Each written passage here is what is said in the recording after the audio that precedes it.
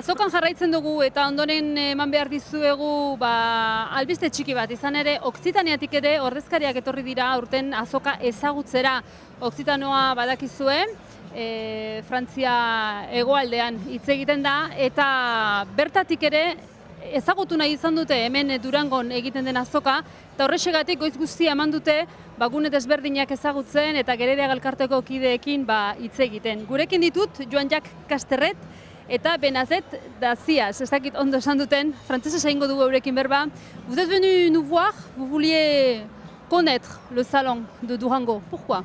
Absolument, on avait entendu parler déjà du salon de Durango, l'Institut culturel basque avec qui nous collaborons souvent nous en avait également parlé. Donc voilà, nous sommes venus voir en direct cet immense salon qui est évidemment très impressionnant et discuter avec les éditeurs, les auteurs, les organisateurs évidemment pour voilà, peu à peu installer des échanges des deux parts des Pyrénées pour valoriser autant la langue et la culture occitane que la langue et la culture basque. Quelle est la situation de l'occitan en ce moment? La situation de l'occitan en ce moment, c'est une langue minorisée. Qui a des statuts un peu différents puisqu'elle est parlée sur 3 États de l'Union européenne, France, Espagne et Italie. Elle est officielle en Espagne, dans le Val d'Aran. Elle a un début d'officialité en Italie et puis en France, on le sait, c'est très compliqué. Malgré tout, ça reste une des langues une des minorités linguistiques les plus importantes d'Europe puisqu'on estime qu'il y a entre 2 et 3 millions de personnes qui parlent occitan. Voilà, sur à peu près un territoire de 200 000 km². Et le but de cette visite alors, d'abord c'est de se connaître, d'établir des échanges et puis peut-être, qui sait, plus.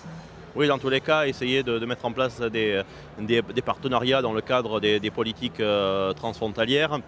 Voilà, et de faire venir du côté occitan éditeurs, auteurs, par exemple valoriser le salon de Durango au salon du livre de Paris auquel nous participons aux côtés de la région Aquitaine, dans notre cas pour valoriser évidemment les productions occitanes.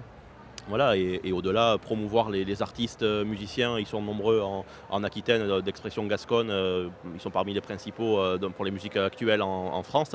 Et donc voilà, de les valoriser, de même que les auteurs et les éditeurs, les écrivains, disons, de ce côté des Pyrénées.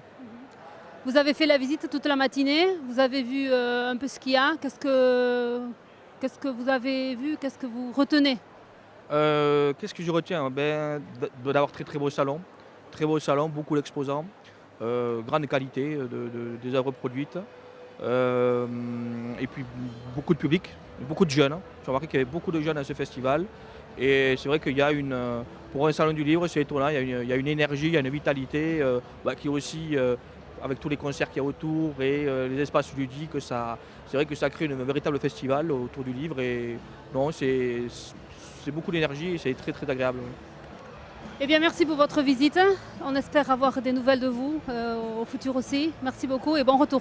Merci, Adichat.